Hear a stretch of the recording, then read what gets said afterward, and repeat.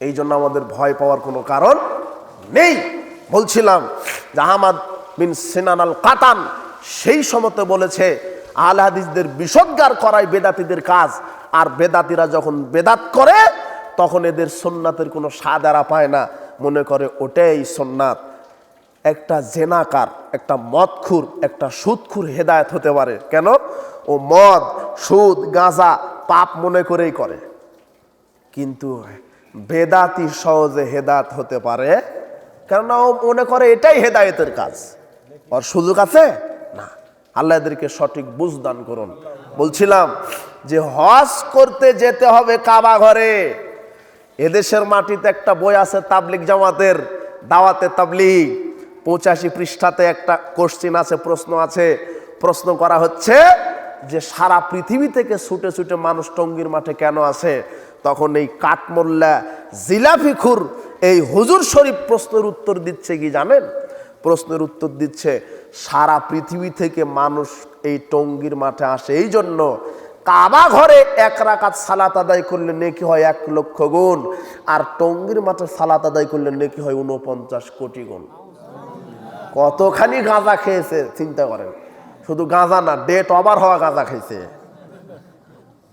কোথায় কাবা ঘর? আমরা সমাজে প্রচলিত 2-1টা বেদাতে আমল ধরিয়ে দিলে মাথা খারাপ হয়।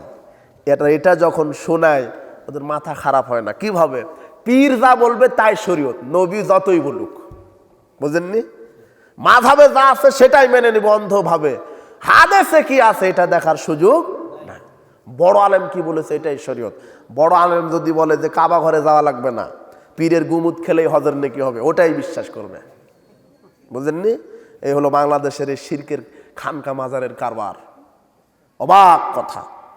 মাওলানা সাহেব বক্তব্য দিচ্ছে, আব্দুল কাদের জিলানীর বাপের কাছে এক লোক এসে বলছে যে আপনি তো বড় পীর, আমার এই স্ত্রীর পেটে মেয়ে বাচ্চা আছে, ছেলে সন্তান করে দেন।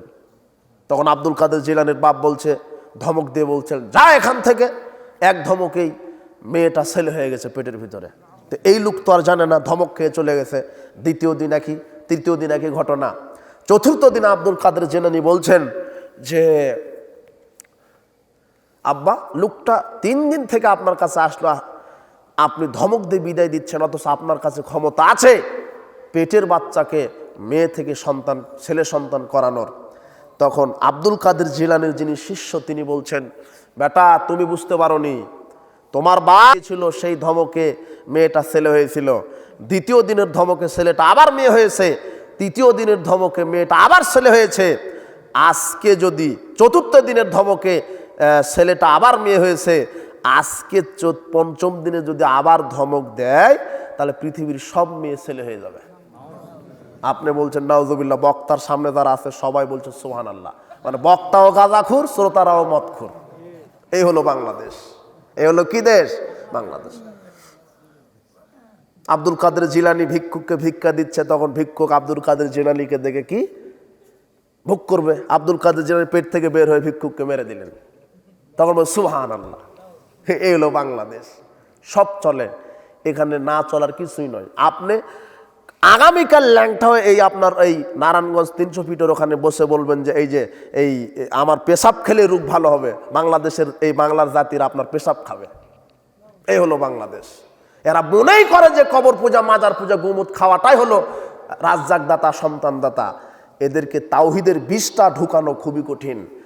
তাই তো আমাদের উস্তাদ বলে যে পানির স্রোত পরিবর্তন করা সহজ, কিন্তু সমাজের এই অন্ধকার দূর করা পানির স্রোতের চাইতেও খুবই কঠিন। এই দেশের মানুষ শিরককেই মনে করে ধর্ম, আর তাওহীদকেই মনে করে এগুলি ভণ্ডামি। তাহলে এদেরকে বোঝাতে পারবেন আল্লাহ মুসলিম জাতিকে শিরকি আগ্রাসন থেকে রক্ষা করুন, বেদাতে আগ্রাসন থেকে রক্ষা করুন। বলছিলাম যে কোনো আমল করবেন, আমলের পূর্বে শর্ত কয়টা? 5টা। 1, স্থান। হজের জন্য যেতে হবে কোথায়? মক্কায়। আর বাংলাদেশের এখন একটা ভ্যান চালকও জানে যে না, টঙ্গীতে গেলেই হজের নেকি হয়। রাসূল সাল্লাল্লাহু আলাইহি ওয়াসাল্লাম বলছেন যে কাবা ঘরে হজ বন্ধ হয়ে যাবে, এটা কিয়ামতের আলামত। এটা আলামত শুরু হয়ে গেছে। তাহলে স্থান বুঝলেন। 2 পরিমাণ, 2 নম্বর কি পরিমাণ। রাসূল সাল্লাল্লাহু আলাইহি সাল্লাম কোন ইবাদত কি পরিমাণ করেছেন এটাই করতে হবে। জোহরের সালাত ফরজ 4 রাকাত, 6 রাকাত মেরে দিবেন, হবে না? তাহলে কয় রাকাত করতে হবে? 4 রাকাত। রাসূল সাল্লাল্লাহু আলাইহি সাল্লাম রমাদানের বাহিরে, রমাদানের ভিতরে কয় রাকাতের বেশি পড়েননি? 8 রাকাত। হুজুর মারে কয় রাকাত? 20 রাকাত। আবার আর এক হুজুর বলছে যে দেখেন হাদিস যে কি বোঝাই বুঝেছে, বলছে সালাতুল লাইল মাসনা মাসনা, রাতের সালাত 2 করে, তার মানে 20 কেন 40-60 মেরে দাও, হয়ে যাবে। ফতোয়া দিচ্ছে হুজুর, এই যে হাদিসের দলিল বুখারী মুসলিম সব হাদিসে আছে। রাসূল সাল্লাল্লাহু আলাইহি সাল্লামকে জিজ্ঞাসা করা হলো আমি রাতের সালাত কিভাবে আদায় করব, বল সালাতুল লাইল মাসনা মাসনা। রাসূল সাল্লাল্লাহু আলাইহি সাল্লাম নিজেই বলছেন সালাতুল লাইল মাসনা মাসনা, রাতের সালাত 2 করে, তার মানে 20 কেন 40 মেরে দাও। তো 2 করে কতখানি এই পরিমাণ দেখতে হবে কোন ব্যক্তির নিকট থেকে। এটাই মানহাজ। শোনেন, দলিল থাকার পরেও আমল করা বেদাত। কি বললাম? দলিল আছে তারপরে আমল করতে পারবেন না, বেদাত, যদি মানহাজ ঠিক না থাকে। সম্মিলিত মোনাজাতের দলিল আছে কি দেখবেন, কয়টা দেখবেন আপনি? সালাতুল ইস্তিসকা, রাসূল সাল্লাল্লাহু আলাইহি ওয়াসাল্লাম সাহাবীদেরকে নিয়ে সম্মিলিত মোনাজাত করেননি? কুনুতে নাজেলা করেননি? কুনুতে রাতেবা করেননি? তো দলিল নাই মানে? একাধিক দলিল আছে, সম্মিলিত মোনাজাত করার দলিল আছে, কিন্তু মানহাজ দেখা লাগবে। আমি 5টা শর্তের মধ্যে এটা নিয়ে আসবো। আমি স্থান বলেছি, পরিমাণ বলেছি। সালাতুল লাইল মাসনা মাসনা 2 করে, তো 2 করে সর্বোচ্চ রাসূল সাল্লাল্লাহু আলাইহি ওয়াসাল্লাম কত রাকাত পড়েছে অত রাকাতই পড়তে হবে, বুঝেননি? এটাই মানহাজ। এরপর 3 কারণ। 3 নাম্বার কি কারণ? একটা আমল করবেন, এই যে সম্মিলিত মোনাজাতের দলিল আছে, সালাতুল ইস্তিসকা পড়েছে, কারণ কি? বৃষ্টি প্রার্থনার জন্য। কি? কুনুতে নাজেলা পড়েছেন কল্যাণ অকল্যাণের দোয়া করার জন্য, রাতেবার জন্য, কারণ। কিন্তু ফরজ সালাতের পরে সম্মিলিত মোনাজাত করেছেন নাই।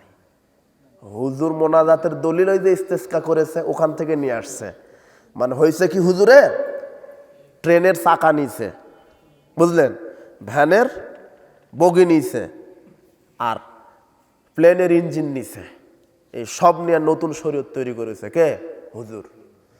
কিন্তু মানহাজ কি? যেখানে যেই নীতি সেখানে সেটাই মানতে হবে। ফরজ সালাতের পরে রাসূল সাল্লাল্লাহু আলাইহি ওয়াসাল্লাম সাহাবীদেরকে নিয়ে কি করেননি? সম্মিলিত মোনাজাত করেননি।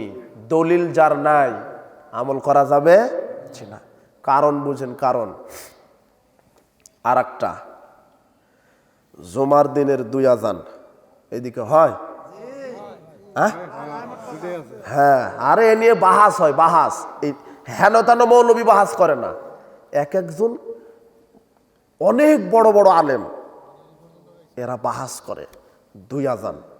আমিও বলে যাচ্ছি 2 আজান দেওয়া সুন্নাত। 2 আজান দেওয়া কি? জুমার দিনে 2 আজান দেওয়া কি? সুন্নাত। এই 2 আজান যে সুন্নাত কে চালু করেছে? ওসমান রাদিয়াল্লাহু আনহু, তাই না? জাযাকাল্লাহ খায়ের। 917 নম্বর হাদিস, বুখারী, একেবারে স্পষ্ট হাদিস। জুমার 2 আজান চালু করেছে কে? ওসমান রাদিয়াল্লাহু আনহু। রাসূল সাল্লাল্লাহু আলাইহি ওয়াসাল্লাম বলছেন আমার সুন্নাত মানো, আমার 4 খলিফার সুন্নাত। তো উসমান মনে হয় 4 খলিফার বাহিরে, তার মানে উসমানের সুন্নাত কে মানতে বলেছে? নবী। তাহলে উসমানের যে 2 আজান এটা কি? তার মানে সুন্নাত। বুঝেননি কথা? জুমার দিনে 2 আজান সুন্নাত। এই 2 আজান দিবেন। ওসমান রাদিয়াল্লাহু আনহু কি কারণে 2 আজান দিয়েছিলেন ওই কারণ আপনার থাকা লাগবে। দেখেন, আপনার হুজুরকে নিয়ে আসেন, ও পায়খানা করবে, ও পায়খানা, শুধু পেশাব নয়, হলুদ পেশাব করবে ও। মানহাজ শিখতে হবে। শোনেন, বাংলাদেশের মানুষের অনেক আকীদা সহি আছে, মানহাজ সহি নাই। এরকম অনেক লোক আছে, আকীদা সহি, মানহাজ কি নাই? মানহাজও বুঝেনি। মানহাজ মানে নীতি, পদ্ধতি। দলিল থাকলেই ওই আমল করা যাবে না। ওই নীতিটা কেমন, দেখতে হবে। রাসূল সাল্লাল্লাহু আলাইহি ওয়াসাল্লাম কিভাবে করেছে, সাহাবীগণ কিভাবে করেছে, ওইভাবেই করতে হবে। দলিল আছে মেরে দিলেন, কিন্তু ওইটা কিভাবে করেছেন। 2 আযান উসমান রাদিয়াল্লাহু আনহু চালু করেছেন কি কারণে, তিনি কারণটা কি, জাওরা নামক বাজারে লোক সমাগম বেশি হতো, তিনি বললেন যাও বাজারে গিয়ে আজান দিয়ে আসো। আপনার এই মোল্লারা বাজারে দেয় না মসজিদে মারে? বর্তমান বাংলাদেশে যেই 2 আযান চালু আছে, এই আযানের সাথে উসমানের তিল পরিমাণ সম্পর্ক নেই। কাজে উসমানের আযানই দেন সুন্নাত, আগে বাজারে দিয়ে আসবেন, এই কালনি বাজারে দিয়ে আসবেন আগে, বুঝেননি মনে হয়। আর থামেন, আমি বলি যে কোনো আমল করবেন কি দেখা লাগবে, কারণ। হ্যাঁ, উসমান বলেছে বাজারে যাও, বাজারে গিয়ে আজান দিয়ে আসো। তাহলে বাজারে আগে মসজিদে কয়টা দিয়েছেন উসমান? উসমান রাদিয়াল্লাহু আনহু মসজিদে একটাই দিয়েছেন, আর মারে মসজিদেই কয়টা? তার মানে মসজিদে যেই 2 আযান আছে এটা সুন্নাত নয়, এটা হলো টাটকা বিদআত। এটাই সঠিক। বাহাজ মোনাজারা করে লাভ নাই, শক্তি জনবল দিয়ে কোনো লাভ নাই, মানহাজ আগে বুঝেন আপনি। হ্যাঁ, কালনি বাজারে আজান হয়, তাই না? তার মানে বাজারে আজান দেওয়ার দরকার নাই, তার মানে 2 আজানের দরকারই নাই। ওসমান রাদিয়াল্লাহু আনহুর সময় তো মাইক ছিল না, এখন মাইক সিস্টেম এমন হয়ে গেছে গোটা নারায়ণগঞ্জ আজান প্রচার করা যাবে, তাই না? তার মানে গোটা নারায়ণগঞ্জে একটা আজান দিলে হয়ে যাবে, বুঝেননি মনে হয়। শরীয়ত আমাদেরকে বোঝান। সেই সময় মাইকের ব্যবস্থা ছিল না, তাই বাজারে যাওয়া লাগছে। এখন ওসমান রাদিয়াল্লাহু আনহুর কারণ যদিও থাকে, মাইকের কারণে ওই কারণ ডিলিট হয়ে গেছে, বাজারে আর যাওয়া লাগবে না।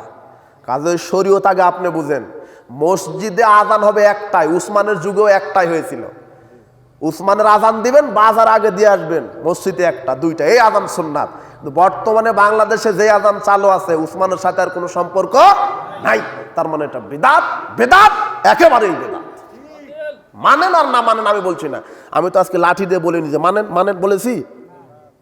মানা না মানা আপনার, তবে আপনাকে মানাজ বুঝতে হবে, কথাই ঠিক, পদ্ধতি বুঝতে হবে, শরীয়ত। আয়াতুল কুরসি পাঠ করার দলিল আছে ফরজ সালাতের পরে, কি?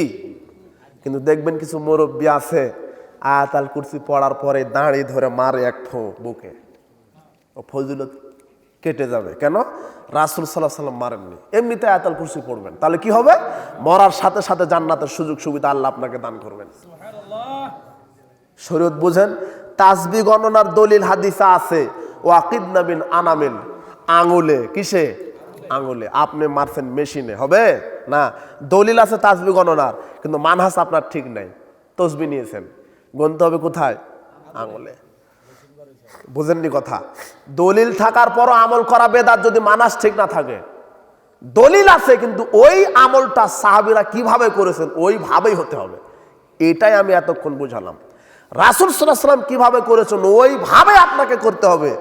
কোনো বিকৃত পরিবর্ধন, পরিযোজন, সংযোজন, বিয়োজন করা যাবে না, এটাই মানহাজ। মানহাজ আগে বুঝেন, আয়াত বুঝবেন সাহাবীরা যেভাবে বুঝেছে ওইভাবেই, হাদিস বুঝবেন সাহাবীরা যেভাবে বুঝেছে ওইভাবেই, শরীয়ত বুঝবেন সালাফগণ যেইভাবে বুঝেছে ওইভাবেই, একটা আমল করবেন সাহাবীরা যেইভাবে আমল করেছে ওইভাবেই। আজকে একজন লোক জিজ্ঞাসা করেছে, লোক আছে নাকি সালামের মুসাফা সম্পর্কে, যা আমাদের ওই যে বসে আছে উনি বলে আমাদের বিদ্যান হানাফি মাযহাবের তো 4 হাতে মুসাফা করার জন্য বলে। জি না, মুসাফা সালাম এটা একটা আমল করতে হবে কাদের নীতিতে? সাহাবাদের নীতিতে। রাসূল সাল্লাল্লাহু আলাইহি ওয়াসাল্লাম কিভাবে করেছে ওইভাবেই। আপনি আবু দাউদ খুলেন, 5212 নম্বর হাদিস লিখে নেন। রাসূল সাল্লাল্লাহু আলাইহি ওয়াসাল্লাম বলছেন, মা মিন মুসলিমাইনি ইয়ালতাকিয়ানে, যখন 2 জন মুসলিম রাস্তাঘাটে সাক্ষাৎ হয়, পরস্পর দেখা হয়, ফায়াতাসাফাহানে, পরস্পরের 2 হাতে মুসাফা করে, ইল্লা গুফিরা লাহুমা ক্বাবলা ইফতারিকা, পরস্পরের 2 হাতে মুসাফা করার কারণে তাদের 2 হাত পৃথক হওয়ার পূর্বে সব সাগীরা গুনাহ আল্লাহ ক্ষমা করে দেন। হাদিস সহিহ, তাবরানী আওসাত 245 নম্বর হাদিস খুলেন। রাসূল সাল্লাল্লাহু আলাইহি ওয়াসাল্লাম বলছেন, ইন্নাল মুমিনা ইযা লাকিয়াল মুমিন, এক মুমিন যখন আরেক মুমিনের সাথে সাক্ষাৎ হয়, ফাখাযা বিয়াদিহি, তার 1 হাত ধরে। এই যে 1 হাতের কথাই আসছে হাদিসে, আপনার হুজুরকে গিয়ে হাদিস পড়তে বলেন, আয়নার মতো করে দেওয়া আছে, পরস্পরের এক হাতে মুসাফা করে, তানাসারাত খাতায়াহুমা কামা ইয়াতানাসার ওয়ারাকুশ শাজার, পরস্পরের এক হাতে মুসাফা করার কারণে শীতকালে গাছ যেমন পাতা ঝরে পাতা মুক্ত হয়, পরস্পরের দুই হাতে মুসাফা করার কারণে আল্লাহ তাদের শরীর থেকে, খাতা থেকে পাপকে ঝরিয়ে দেন। গাছ যেমন পাতা ঝরে দেয়, মানুষের শরীর থেকে পাপ ওইভাবে কি হয়ে যায়, ঝরে যায়। সহিহ হাদিস। মুসাফা হবে কি পরস্পরের কয় হাতে? এই যে দেখি, এই যে কয় হাত? আর একটা দেন এবার, আমি একটা দিই, আর একটা দেন। আর নাই মানে ওরা থাকলে আরো দিত, পাও যদি দেওয়া যেত পাও ঢুকাতো, তারপর আবার বুকে মারে, দেখেননি? আবার সুমা খায়, দেখেননি? বিদাত। শুধু পরস্পর দুই হাতে মুসাফা, শেষ। বুঝতে পারলেন? শরীয়ত বুঝতে হবে কাদের মতো করে? সাহাবারা যেভাবে বুঝেছে ওইভাবেই। কাজেই সর্বশেষ চূড়ান্ত একজন ব্যক্তির নীতিতেই শরীয়ত প্রতিপালন করতে হবে, যার নাম কি? মুহাম্মদ সাল্লাল্লাহু আলাইহি ওয়াসাল্লাম। আল্লাহ সুবহানাহু ওয়া তাআলা আমাদেরকে সার্বিক জীবনে পবিত্র কোরআন এবং সহিহ সুন্নাহ মেনে চলার তৌফিক দান করুন, আল্লাহুম্মা আমিন। যত নারী পুরুষ আজকের ইসলামী জালসায় ওয়াজ মাহফিলে এসেছেন, তাদেরকে তুমি সঠিক ইসলাম বোঝা